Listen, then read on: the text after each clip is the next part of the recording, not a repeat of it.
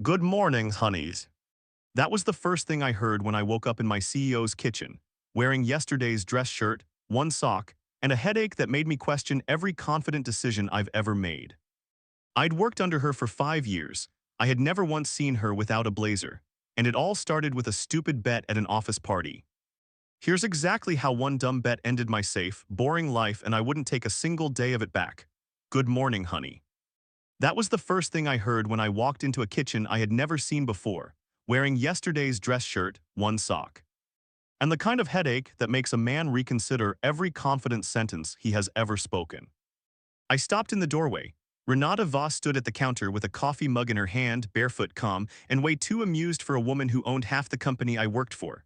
Renata was our CEO. 34, sharp, controlled, and famous for walking into quarterly meetings like she had personally negotiated with gravity and won. I had worked under her for 5 years at Ridgeline Analytics, and in all that time I had never seen her without a blazer, never heard her laugh without checking whether it was appropriate, and never imagined waking up inside her house. So naturally, I handled the situation with all the dignity of a grown man. Please tell me that's not what I think it means. She lifted one eyebrow. Depends. What do you think it means? I think I need coffee before I answer that. Smart, cowardly but smart. I looked down at myself. Where's my other sock in the entryway? Why, you challenged my houseplant. I stared at her. She sipped her coffee, the houseplant one. That was when the previous night started coming back in ugly little pieces. The company party downtown, bad appetizers. Too many people pretending to enjoy small talk. Renata giving a short speech and getting pulled into a circle near the bar. Me, usually the man who left early, staying because my team had closed a difficult account, and my friend Chris said, "Don't be an 80-year-old in a 34-year-old body, Derek." Then the bet. Renata had claimed no one in operations could name every board member in order of most useless to most dangerous. I said I could. She told me that was impossible. I said you're underestimating how much time employees spend silently ranking executives during meetings. She laughed, actually laughed, not the clean CEO version, a real one. Then someone put a napkin between us like it was a contract. Chris started chanting, do it, because he had the emotional discipline of a raccoon near a trash can. Renata, with her chin lifted, said if I lost I had to admit in front of the leadership team that operations was not the real spine of the company. I asked what I got if I won. She said my respect. I told her I already have that. You keep approving my budget. She tilted her glass at me. Fine, breakfast. I said breakfast with the CEO sounds like a disciplinary meeting with eggs. And yet you're still standing here. I won the bet. Barely. Then I apparently announced that her victory conditions had been poorly structured, which was true. And then the night got softer around the edges. Now I was standing in her kitchen. Renata pointed toward a stool. Sit down before you start looking for exits. I'm not looking for exits. You glanced at the hallway twice. I'm assessing the building. This is a house, Derek. It still has exits. She smiled into her mug. You were much braver last night. That's because last night I had backup. Your backup was Chris, who told my ficus it had weak leadership. Then I stand by my team. She laughed again, and that sound did something inconvenient inside my chest. I sat at the kitchen island. Renata, very formal, you're my CEO, still true. I woke up in your house. Also true. You called me honey. I was testing your blood pressure. Congratulations, you found it.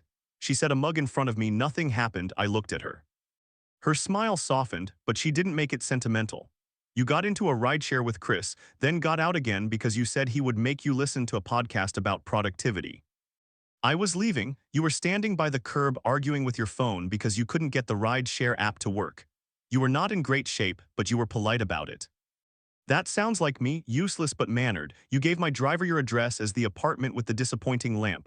I closed my eyes. I'd like to withdraw from society. I didn't know where that was. You refused to call anyone. You kept saying I am a self-contained adult. That also sounds like me, so I brought you here. Guest room door closed, shoes by the door. One sock with the plant, nothing happened. I let out a breath I didn't realize I had been holding. She watched me over the rim of her mug. You look relieved. I like my job, that's all. I took the coffee. I also prefer to remember major personal disasters. Fair. A minute passed. The kitchen was quiet but not awkward in the way I expected. She moved around like a normal person.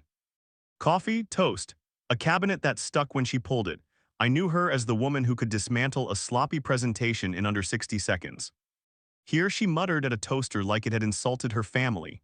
Your toaster is aggressive, I said. It has a strong personality. It burned one side and ignored the other. That is called executive balance, I nodded. That explains several departments. She pointed at me with a butter knife. Careful, you're off-site but not immune, noted. She put a plate in front of me and leaned on the counter. For the record, you won the bet. Yes, I know, don't look so satisfied. I won breakfast. You won a technicality. I won because I correctly identified Gordon Pierce as more dangerous than useless. She sighed. That part bothered me because I was right, because you were too right. I took a bite of toast. Is this where you admit operations is the spine of the company? No, you're a sore loser. I'm a CEO. We rebrand losing as strategic humility. That's decent. I may steal it. The whole thing should have ended there. Coffee, awkward jokes, a ride home, then 5 years of pretending none of it happened. That would have been the safe version, the version I was built for. I like safe, I liked routine. I liked problems that had numbers, deadlines, and solutions. I had been careful for years because careful men did not wake up in the houses of women who signed their paychecks. But when Renata handed me my missing sock from the entryway with a straight face and said, "Your opponent was gracious in victory," something shifted.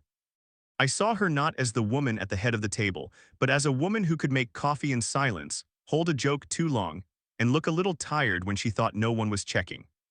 If I had known where that morning was headed, I would have put on both socks faster and left before breakfast, or I would have stayed longer.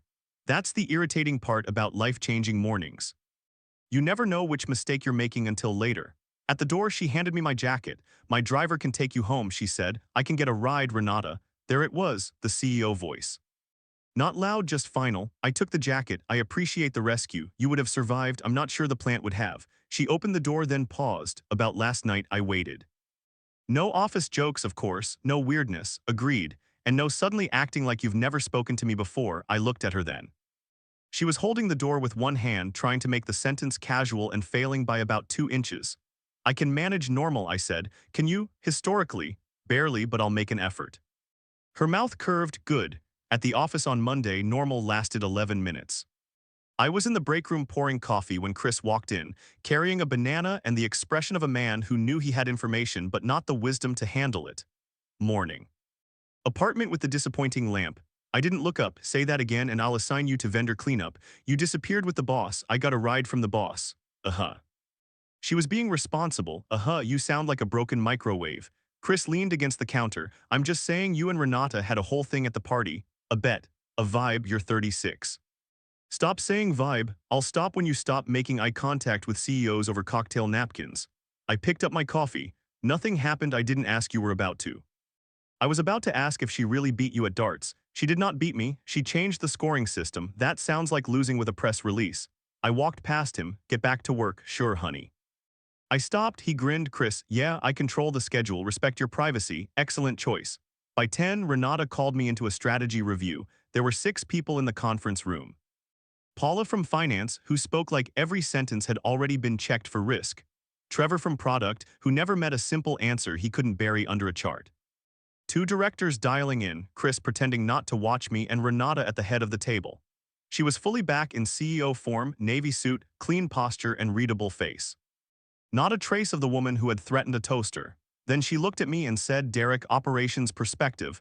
I gave the update. Vendor delays, staffing issue in Phoenix, a timeline that would hold if products stopped changing requirements every 48 hours.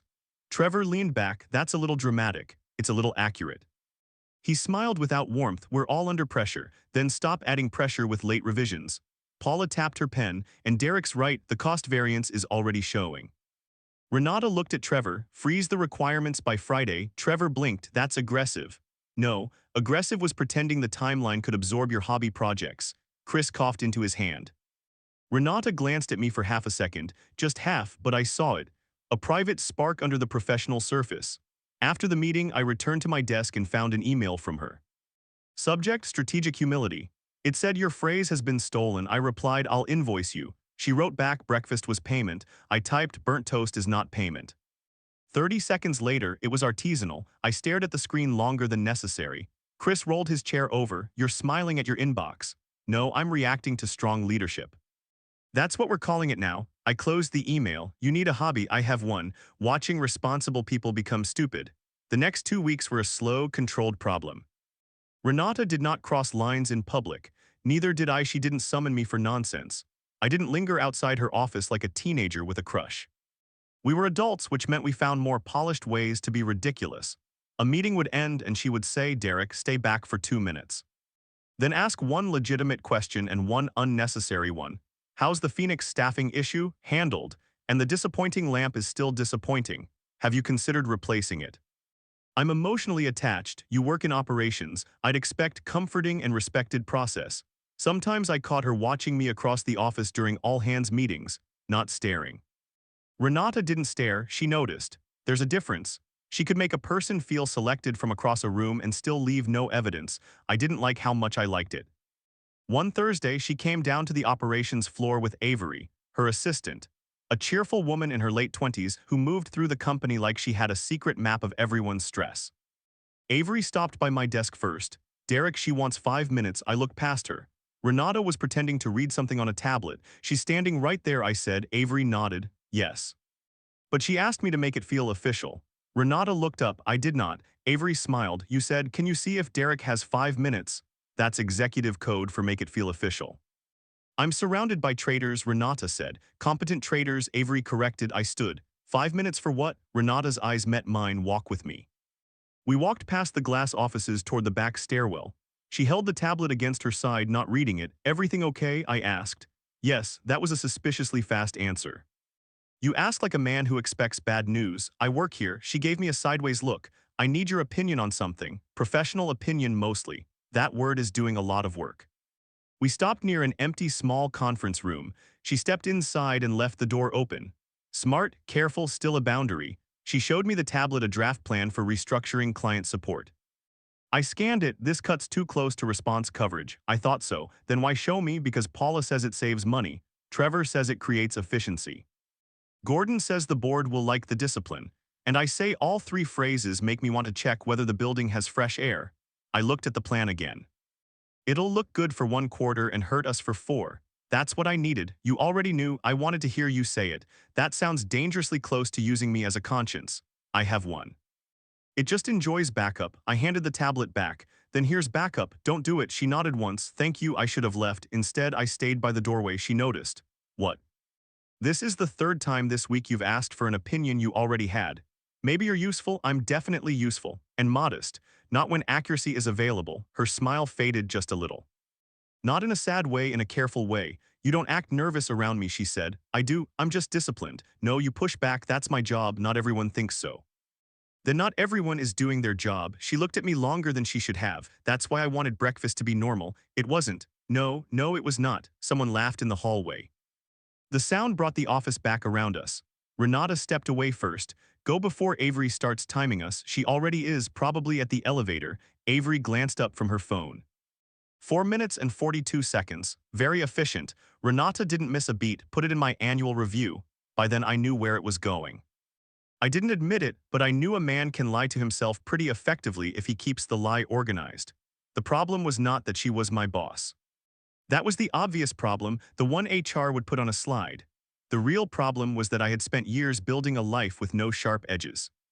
I had an apartment near the river, a decent truck, a predictable gym schedule, a Sunday call with my older brother who liked to remind me I lived like a retired accountant. I had dated a few women since my last serious relationship, but I always found a way to step back when things got complicated. My ex had gone through a bad professional fall years earlier, and I had spent 18 months trying to carry guilt that did not belong to me. Every time she missed an opportunity, I apologized. Every time she made a hard choice, I wondered if I had pushed too much or not enough. When it ended, she told me, "You keep leaving before anyone can blame you." She wasn't wrong. With Renata, I felt that old instinct: wake up, stay controlled, stay useful. Do not become the reason someone else loses balance. Then Renata walked into my office late one Friday and closed the door halfway. "Dinner," she said. I looked up from a staffing sheet. "That's a noun tonight, that's a schedule. With me, that's a risk." Her face stayed calm, but her fingers tightened around the folder she was holding. I was going to pretend this was about the enterprise rollout. "Is it?" "No." "Good." There it was, no soft landing. No corporate fog. I leaned back. "Then I'm going to say something before either one of us gets clever." "Please do." "I'm exhausted by clever. If we have dinner, it's not work. No agenda. No pretending we needed to discuss a client." Her expression shifted. Not surprise exactly, relief maybe, and I continued, "We don't do this halfway." If it's a bad idea, we call it a bad idea now and move on like adults. She stepped closer to my desk. And if it's not a bad idea, then I picked the restaurant that's your condition. That and no quarterly forecast talk. Brutal, I have standards. She smiled, but there was heat behind it. Not wild, not reckless, just honest enough to make my office feel smaller. I've been waiting for you to say that, she admitted, for a real sentence. I stood and grabbed my jacket. 7:30, that fast. You came to my office on a Friday night and said dinner like you were issuing a command. I'm responding before you find a policy document to hide behind. She looked at the floor for a second, then back at me. Pick somewhere that doesn't know me. I know a place, of course you do. Don't sound suspicious. You own a disappointing lamp. Your taste is unverified. That lamp has taken a lot of abuse from you. It's character building. I opened the door. Avery was at her desk, not even pretending she hadn't heard. Have a good weekend, she said. Renata pointed at her. Don't, I said weekend. You meant several other things. Avery looked at me. Have a normal weekend, Derek. That seems unlikely, I said. Dinner was in a small neighborhood restaurant 20 minutes from downtown. Nothing fancy enough to attract board members, nothing casual enough to feel careless. I got there early because that's who I am. Renata arrived on time because that's who she is. For the first 10 minutes we were terrible at it. She looked at the menu too long. I drank water like I had been rescued from the desert. The server asked if we wanted wine, and we both said no at the same time, then laughed too hard for people declining a beverage. Renata put the menu down. This is ridiculous. Strong start. I run a company with 200 employees. I schedule 3 states of field operations without losing anyone, and we can't order dinner. We peaked at workplace competence, she laughed, and after that the evening loosened. We talked about normal things first. Her father, who had started the company with a partner, and expected her to take it seriously before she could legally rent a car. My first job loading trucks in Ohio. Her hatred of corporate retreats. My suspicion that icebreaker games were designed by people who had never been trapped in a room with accountants. You're very opinionated for someone quiet, she said. I'm not quiet, I'm selective. That sounds like something a quiet person would put on a mug. You sell mugs now? We diversify. She asked why I never moved into senior leadership. I like building systems, I told her. I don't like performing certainty for people who reward confidence over accuracy. She studied me. That was oddly specific. You asked. I did. What about you? I asked. Do you like being CEO? Yeah.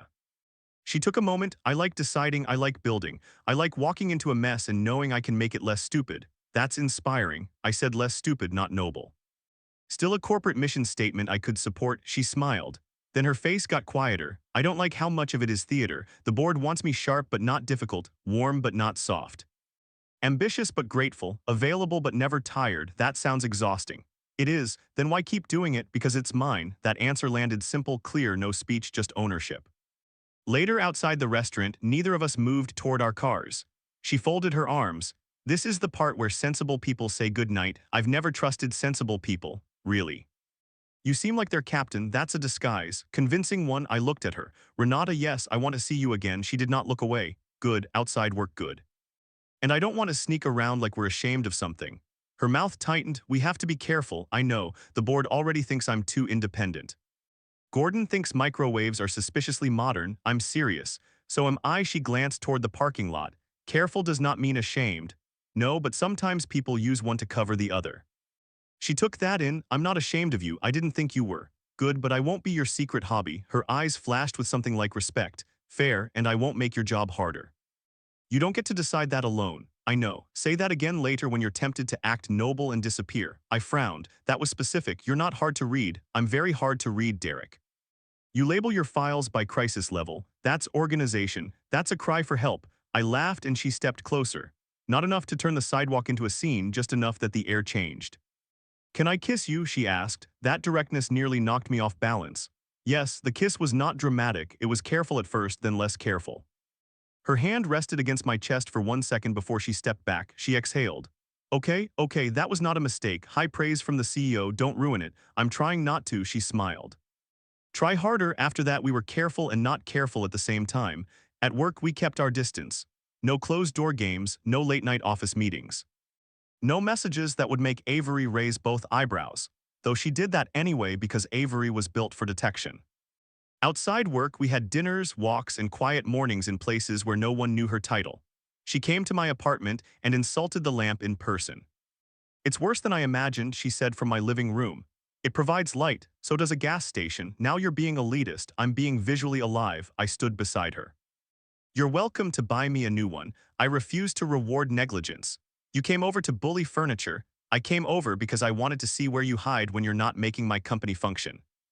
She looked around then at me. It feels like you. Plain, orderly, safe. That sounded almost kind. It was. Don't get emotional. Too late. I'll journal later.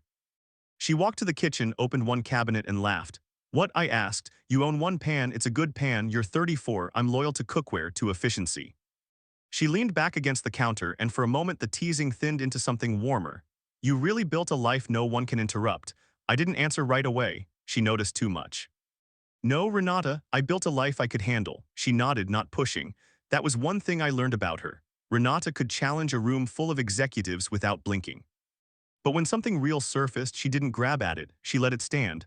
I liked that more than I wanted to. A week later, I spent Saturday at her house.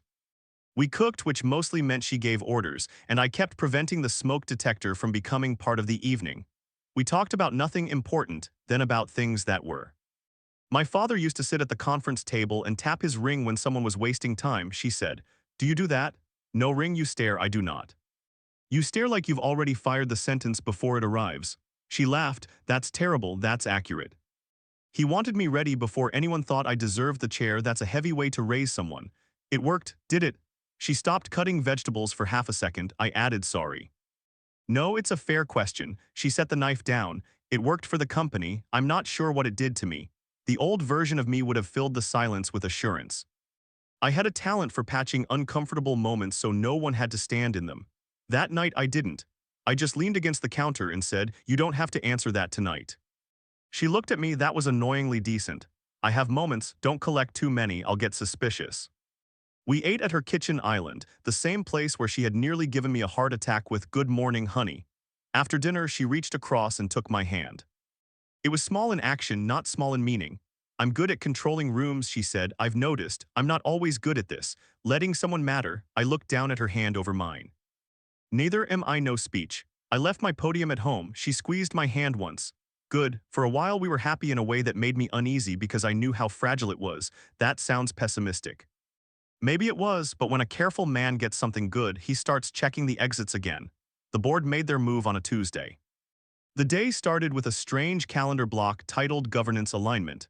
That was the first warning. In my experience, when leadership used the word alignment, someone was about to get shoved into place. Paula came by my desk at 8:15 with a folder held tight against her side. You seen Renata? Not this morning, she's in with Gordon, board call in person. Paula did not waste words, so the ones she didn't say mattered. I stood. What's happening? She looked toward the executive floor. Paula. Her face stayed composed, but her voice dropped. They moved the vote up. What vote? She pressed her lips together. I understood before she answered. Avery passed us fast. Her usual cheer gone. Derek, don't go up there, that bad. She stopped. They changed the agenda last night. Limited distribution. Renata didn't get the final packet until this morning. That's not normal. No, who called it? Gordon. I went anyway, not into the boardroom but to the corridor outside the executive suite. I had no right to enter, I knew that. I also knew when a room had been designed to isolate someone. Through the glass, I saw Gordon Pierce sitting with two board members and the interim governance consultant, a man who looked like he had been assembled from expense reports. Renata stood at the head of the table, not sitting. That told me plenty. Avery stepped beside me. She'll kill you if she sees you hovering. I'm not hovering, you're planted, different thing. The door opened 20 minutes later. Gordon walked out first. Late 50s, silver hair, expensive, calm. He gave me the kind of smile men use when they want witnesses to feel temporary. Derek, he said. Operations is not involved. Good morning to you too. His smile thinned. Today requires discretion. Then maybe don't do it in glass rooms. Avery made a tiny noise beside me. Gordon's eyes cooled. Careful, I usually am. Renata came out behind him. She was composed. Too composed. Her face had that smooth stillness people use when they refuse to fall apart in front of an audience. Derek, she said. I looked at her. Not Gordon. You okay? Gordon answered. Ms. Voss is transitioning responsibilities. I still didn't look at him. I asked her. Renata held my gaze. I'm fine. She wasn't. Paula appeared at the far end of the hall, saw the scene, and stopped. Gordon adjusted his cuff. The board has voted to appoint an interim CEO while Renata focuses on strategic shareholder matters.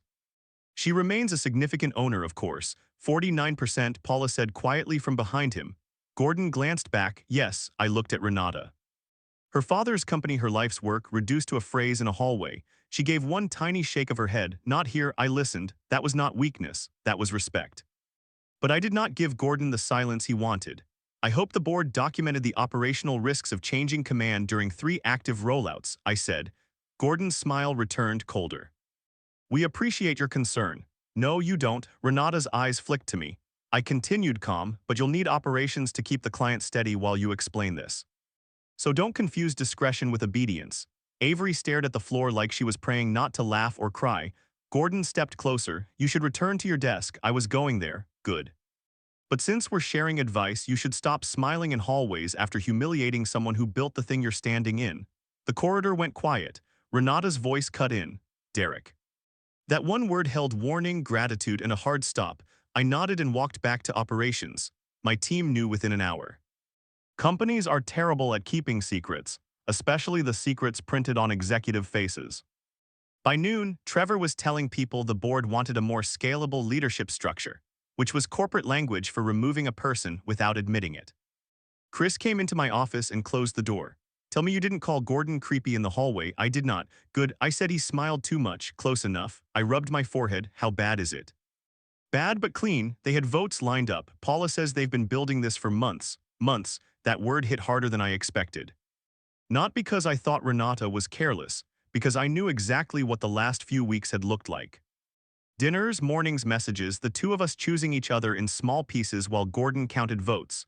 Chris, watch me. Don't do that. Do what? Put your face on like you caused the weather. I'm not. You are. I've known you 8 years. You're about to decide your personal happiness caused a board coup. I looked at him. He pointed at me. There it is. That stupid noble look. Careful. No, you careful. She's a grown woman. They're grown snakes. You're not that powerful. I distracted her. You ate dinner with her, Derek. You didn't hypnotize the board. It matters. Maybe, but not the way you're about to make it matter. I wanted to tell him he was wrong. I couldn't. That evening, Renata didn't answer my first call or my second. At 8:40, she texted, "Can you come by?" I drove over with too many thoughts and no clean way to arrange them. She opened the door before I knocked twice. Hey, she said, hey. She looked normal if you didn't know her. Comfortable clothes, hair pulled back, face calm. But her house felt too neat, like she had spent the afternoon putting objects away because she couldn't put the day away. I stepped inside. Tell me the truth. She closed the door. That's a rough hello. I can handle rough. Can you? Yes. She walked to the kitchen. The same island, the same stools, the same place everything had started. She poured water she didn't drink. It's not as bad as it looks. That's not the truth. She turned. I keep my shares. I'm not broke. I'm not helpless. I'm not helpless. I didn't say any of that. Then what do you want me to say? That it hurt. Her jaw shifted. I waited. She gave a small shrug. I was tired, Derek. No, I was tired. I've been tired for years. Maybe this is good. Maybe now I can breathe. That sounds like a statement prepared for people you don't trust. Her eyes sharpened. Don't push. I'm not pushing. I'm standing here. You want me to collapse so you can feel useful? That hit. She knew it did. I set my keys on the counter slowly. No, because I don't need saving. I know. Do you? Yes. Then stop looking at me like I lost my life. You lost something. She laughed once without humor. You think I don't know that? There she is. What? The honest version. She looked away. I stepped back instead of closer. Every instinct in me wanted to fix, comfort, apologize, carry. That instinct had ruined enough already. I'm sorry, I said. For what? For being part of the weeks when you missed what they were doing. Her face changed. No, Renata, no, don't you dare. I'm not making a speech. Yes, you are, a quiet one, the kind where you sentence yourself and call it accountability. I hated how accurately she said that. She came around the island. Gordon wanted control before you ever woke up in my guest room. I know he did. Then act like you know I also know attention is finite. So is blame. I looked at her. She softened for 1 second, then put the mask back on. I'm glad it happened. No, you're not. Maybe I am. You're lying. I'm choosing the version I can stand tonight. That was the first true thing she had said. I nodded. Okay, she looked almost disappointed that I didn't argue harder. I picked up my keys. I'm going to go. Her brows drew together. That's it for tonight? Yes. So you ask for the truth, don't get it fast enough and leave. No, I ask for the truth, watch you bleed through a smile and decide not to make you perform honesty because I'm uncomfortable. She froze. I care about you, I said. I'm not going to turn that into another demand. Her voice dropped. Derek, I'll call tomorrow, and if I don't answer then I'll call once. Not 20 times. I'm persistent, not unhinged. A tired smile almost appeared at the door. She said, I really didn't want to lose you too. There it was. Small, cracked, real. I turned back. Then don't protect me by shutting me out. She didn't answer. I left because staying would have been easier. Leaving took more discipline.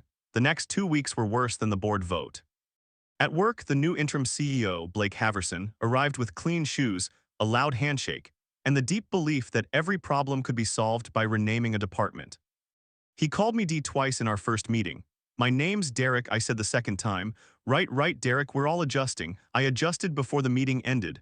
Paula looked down at her notes. Chris suddenly developed a cough. Blake wanted loyalty statements without calling them that. He wanted department leads to support the transition. He wanted me to present operational stability at the next all-hands as evidence that the company was moving smoothly. I asked, smoothly for clients or smoothly for the board? He smiled. Ideally both. Those are not always the same. Gordon attended that meeting by video, smiling from a square on the screen. Derek, Gordon said, this is a moment for maturity. Maturity is not pretending nothing happened. Blake's smile tightened. We need you steady. I'm steady. Good. That doesn't mean I'm available for theater. Afterward, Paula caught me near the elevators. You're making enemies, she said. I had a few openings in my calendar. This isn't funny. No, but if I don't joke, I'll start saying things that require paperwork. She studied me. Renata would not want you to burn your career down. I haven't, not yet. I went back to my office and stared at the resignation letter I had drafted but not signed. That was the thing about guilt. It loves dramatic gestures. Quit, leave, apologize forever, make yourself smaller so no one can accuse you of taking up space. So I waited. Not because I was afraid, but because I wanted to be sure my choice was clean. Not guilt, not anger, not a performance for Renata, a decision. Renata and I still saw each other, but the warmth had trouble finding room. She joked too brightly. I acted too careful. We became experts at protecting each other badly. One night at her house, she made pasta and talked about taking a month off. I could travel, she said. You hate airports. I could learn to like them. You once called airport seating a civic failure. It is. I put plates on the counter. You don't have to sell me the happy version. I'm not selling. You're wearing the smile you use on investors. She set the spoon down. And you're wearing the guilt face. I have several faces. That one is my least favorite. Mine too. She crossed her arms. What do you want from me? The truth. I don't know what the truth is yet. That I believe, but you keep waiting for me to say I'm destroyed. No, I'm waiting for you to stop pretending you're relieved. Her voice rose slightly. Maybe I need to pretend for a while. Then say that. She went quiet. I softened my voice. Say, Derek, I need to pretend tonight. I can respect that, but don't ask me to believe a lie just because you packaged it well. She looked at me, and for a second I thought she would finally let the wall drop. Instead, she picked up the spoon again. Dinner's getting cold. I nodded. Okay, we ate. We talked about safe things. When I left, she kissed me at the door, but it felt like a promise postponed. The next morning, Blake sent me the all-hands agenda. My section had been edited. I was supposed to say the leadership transition has strengthened cross-functional discipline and positioned Ridgeline for renewed growth. I walked into his office with the printout. No, I said. Blake looked up. Good morning. No, he took the paper. This is standard messaging. It's fiction, it's alignment. It's fiction in a nicer suit. He leaned back. Derek, I need team players. You have one. That's why I'm telling you before you put me on a stage. His smile disappeared. Careful with your tone. My tone is the polite part. Gordon, again on video, folded his hands. Is there a problem? Yes, I said. You want me to sell a transition I don't believe in. You're an employee, I'm aware. Then your role is not to litigate board decisions. I'm not litigating anything. I'm declining to become a decorative plant. Blake frowned. Excuse me, sorry. Sensitive history with plants. No one laughed. I placed my revised remarks on the desk. I'll report operational facts.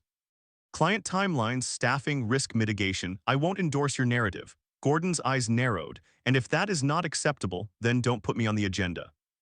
Blake looked at Gordon, then back at me. Fine, facts only. Great, I like facts. They don't need rehearsals. That was me initiating on their territory in their office under their camera. It cost me. I saw it in Blake's face. I saw it in Gordon's, but I walked out lighter than I had walked in. Avery caught me near the stairs. I heard raised voices, she said. You heard Blake discovering boundaries. That must have been hard for him. He's new to the area. She smiled faintly, then turned serious. Renata asked about you yesterday. She could call. She knows. Is she okay? Avery's expression answered before her words. She's Renata. That is not the same thing. No, that night I signed the resignation letter, not because Renata needed rescuing.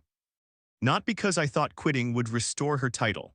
Not because I wanted to build a noble little bonfire and warm my hands over it.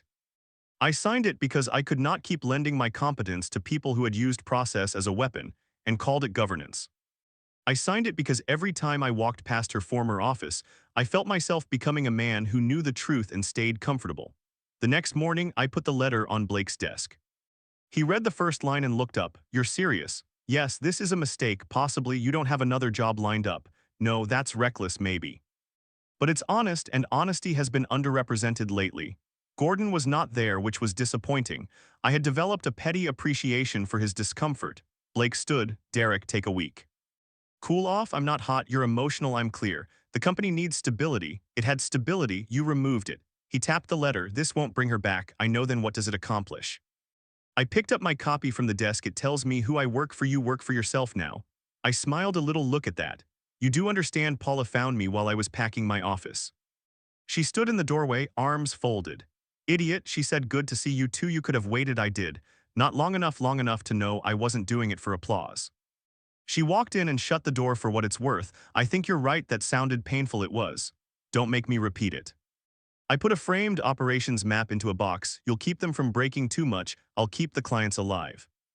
I make no promises about the souls of men. That was dramatic for finance. I contain multitudes. Chris came in carrying my coffee mug. You forgot this. I hadn't left yet. I'm pacing my grief.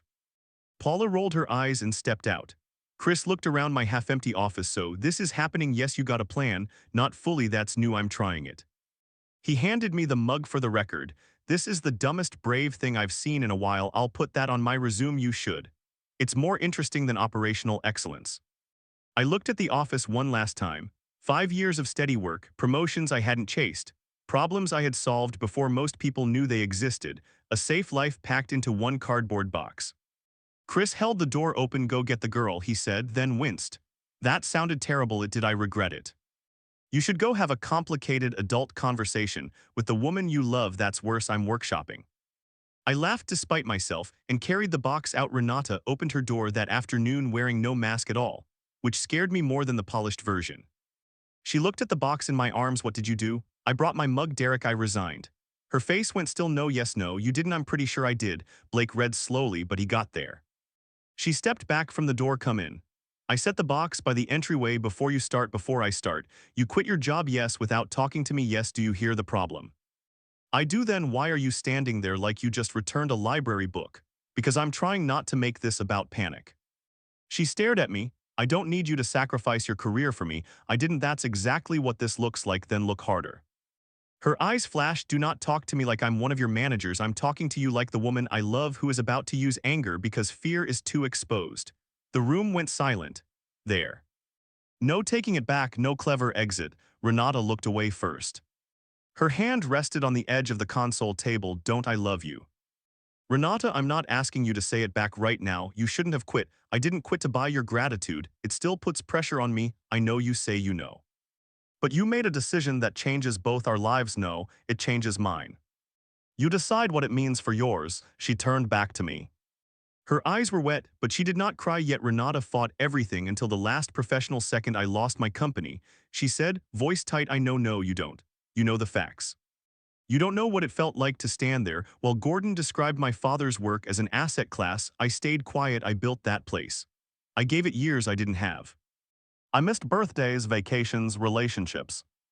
Basic humanity. And then they smiled and said I could focus on shareholder value, like they were giving me a spa day. Her voice broke on the last words. She hated it. I saw that too. I told you I was. Relieved because I couldn't stand the idea of you looking at me like I had been reduced. I never saw you reduced. Yes. You did. I saw you hurt. That's worse. No, it's human. She shook her head. I don't know how to be that with someone watching, then practice badly. A laugh escaped her, small and sharp. That's your romantic offer. Be human badly. Yes, I'll bring snacks. She covered her face with one hand for a second, then lowered it. I was scared you'd decide I was too much trouble without the title. That is insulting to both of us. I know. I didn't fall for your title. It helped. It complicated things. It also got you into better meetings. I was already in good meetings. They were terrible. She wiped under one eye, annoyed with herself. I don't know what I am without it. You're Renata. That sounds like a greeting card. Fine. You're difficult, funny, controlling in kitchens, suspiciously bad with toast, and better at making hard decisions than anyone I know. She looked at me. And you're allowed to be devastated. You don't have to make it elegant. That did it. She stepped into me, not gently, and I held her while she finally stopped managing the damage. She didn't fall apart beautifully. Real pain is not cinematic. She cried hard, got angry, pulled away, came back, cursed Gordon without using language that would have impressed my grandmother, then apologized for crying. Then got mad at herself for apologizing. At one point she said, "I hate this," I answered. "Reasonable, I hate that you saw it. I'm not enjoying it. That's your comfort." "I'm new here." She laughed against my shirt, and the laugh turned into another wave of tears later. We sat on the floor by the couch because neither of us had moved intelligently. My resignation letter copy was on the coffee table. Her hand rested near mine, not holding it. "Yet I love you too," she said. I looked at her. She stared at the table. "Don't make me repeat it." Immediately, "I'm still annoyed. I wouldn't dare." "You would." "I absolutely would." She turned her hand over. I took it. "What now?" She asked. "Now we don't rush to fix tomorrow, tonight." "That's mature and irritating. I contain multitudes." Paula said that, didn't she? She did. "I'm stealing from strong women now." "You always were." For the first time in weeks, the silence between us didn't feel like a wall. It felt like space. We were allowed to share. The months after that were not neat. I did some consulting work. She took meetings with people who had once been too intimidated to call her directly. We slept in some mornings because no one was waiting for her to approve a crisis before 7. We argued about stupid things, then about serious things. Then learned which was which. She had bad days when she missed Ridgeline so much. She became sharp with everyone, including me. One morning, she snapped, "You don't understand what it's like to have your name taken off the door." I answered, "You're right." She looked ready for a fight. I continued, "But you don't get to punish me for not losing the same thing." She went quiet. Then she nodded. "Fair." I had bad days when guilt tried to sneak back in. Wearing a responsible expression. Once, after a potential investor delayed a meeting with her, I said, "Maybe if I hadn't." She pointed a fork at me. "Finish that sentence and I will make you eat dinner alone." I was going to say, "Maybe if I hadn't overcooked the chicken." "No, you weren't." "No, progress is honesty. The chicken is also bad. It is terrible." We laughed, and then we started again. The new company did not appear out of nowhere. It began as a conversation at my kitchen table, under the judgment of the ugly lamp, which Renata still refused to replace out of what she called historical accountability. She had been advising small business owners who needed operational clarity, but did not want corporate theater. I had been doing the same from the ground level. One night, she pushed a notebook toward me. "We could build this," she said. I looked at the numbers. "We could not." Ridgeline, no, not another machine that eats people and calls it growth. That slogan needs work. "I'm serious." "I know." She watched me carefully. "Partners." I knew she meant the business. I also knew she meant more than that. "Equal partners." I said. "Equity, equal decision rights, equal final say." "We argue until one of us becomes reasonable. That may take years. I'm budgeting for it." She smiled. "And us, we don't hide inside the work." "That sounds like a rule." "It is a good one." We launched 6 months later from a rented office above a dental practice in Nashville. Because life has a sense of humor, and apparently mine involved hearing drills during client calls. The company was small, clean, and ours. No board, no Gordon, no interim CEO calling me D. Just clients, problems, decisions, and the daily challenge of loving someone who knew exactly when I was avoiding a hard conversation. Renata was different there. Still sharp, still demanding. Still capable of making a spreadsheet feel judged. But lighter. She laughed more. She asked for help before exhaustion. Made the decision for her. Sometimes she still forgot. Sometimes I did too. We hired Avery after 3 months. She walked into the new office, looked around, and said, "This place needs adult supervision." Renata hugged her. Avery looked at me over Renata's shoulder.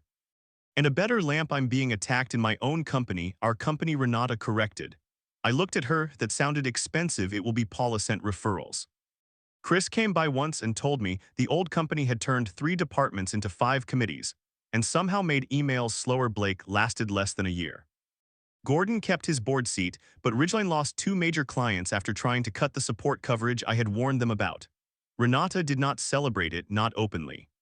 She read the news, set her phone down, and said, "That's unfortunate." I said, "Your face disagrees." "My face has no comment. Your face is holding a parade." "Quiet. We did not build a perfect life. Perfect lives are usually managed by people lying in newsletters. We built a real one." Work, dinner, disagreements, late invoices, good mornings that meant something very different than the first one a year after the office party. I woke up in Renata's house again. Our house by then, though I still corrected myself sometimes. She stood in the kitchen making coffee, wearing my old sweatshirt and an expression that said she had already been awake too long thinking about a client proposal. I walked in and leaned against the counter. She looked up, "Good morning, honey."